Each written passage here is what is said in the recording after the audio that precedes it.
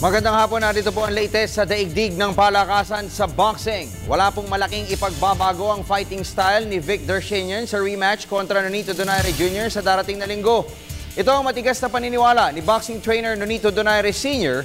na nasa corner ng kanyang anak nang patulugin nila ang ngayon nagkakaedad ng Armenian-Australian rival sa 5th round noong 2007. May report si Dennis Principe. Naniniwala ang kampo ni Filipino Flash Nonito Donaire Jr. na walang magiging malaking pagbabago sa estilo ni upcoming opponent Vic Darchinyan. Ito ang isiniwalat ng ama ni Donaire na si Nonito Sr. sa panayam ng PTV Sports. Ayon kay Nonito Sr., imposible na para sa isang 37-year-old fighter na katulad ni Darchinyan ang magbago ng galaw.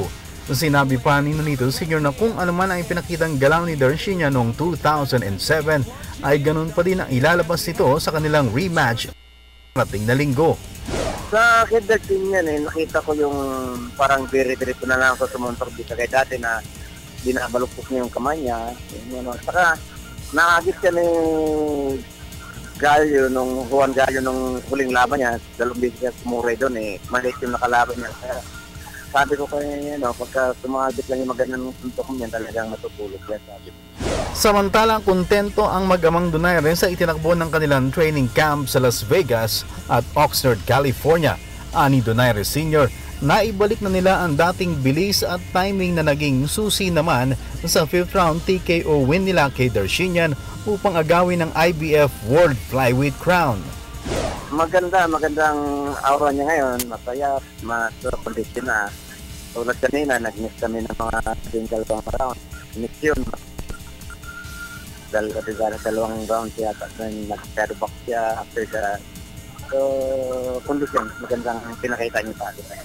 Sina Darchinyan at Donaire ay magsasalpukan sa isang 10-round non-title featherweight bout ngayong linggo Manila time sa Corpus Christi, Texas. TV Sports, Dennis Principe, Telebisyon ng Bayan. Lipat po tayo sa basketball. Desidido ang Barako Bull Energy Cola na bumuo ng mas malakas na roster para sa 39th season ng Philippine Basketball Association o PBA. At sa kanilang current 29-player pool, inaasahang mapupuno ng mga veterano ang final 14-man lineup ng George Chua franchise. Narito ang report ni Ms. Ria Arrevalo. Nasa rebuilding phase na ang Barako Bull Energy Cola. At tulad ng kanilang ipinangako, sentro sa pagbuo ng veteran core ang George Chua franchise na ngayon ay papatnubayan na ni Head Coach Bong Ramos. Nasilip ng PTV Sports ang ensayo ng Energy Cola at dito ay kapansin-pansin ang isang pulutong na mga players na nag-aagawan sa pwesto sa final 14-man roster team.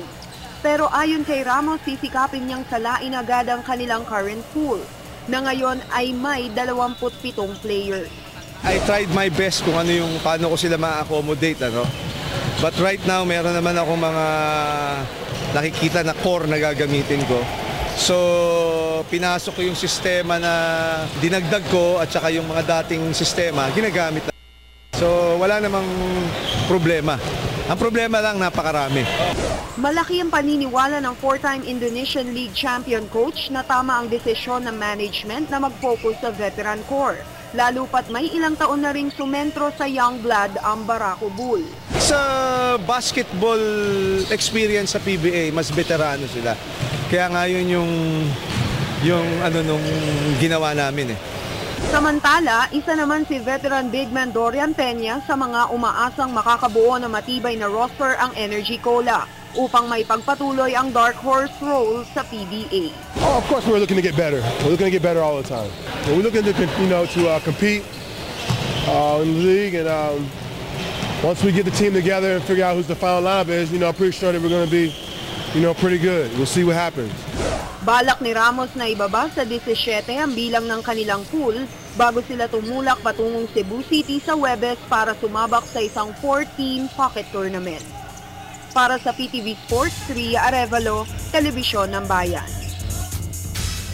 At yan po muna ang mga latest sa daigdig ng palakasan. Kung kayo po yung nabitin, tumutok sa amin mamayang alas 5 sa PTV Sports. Ako po ang inyong lingkod, Snow Badua para sa Telebisyon ng Bayan.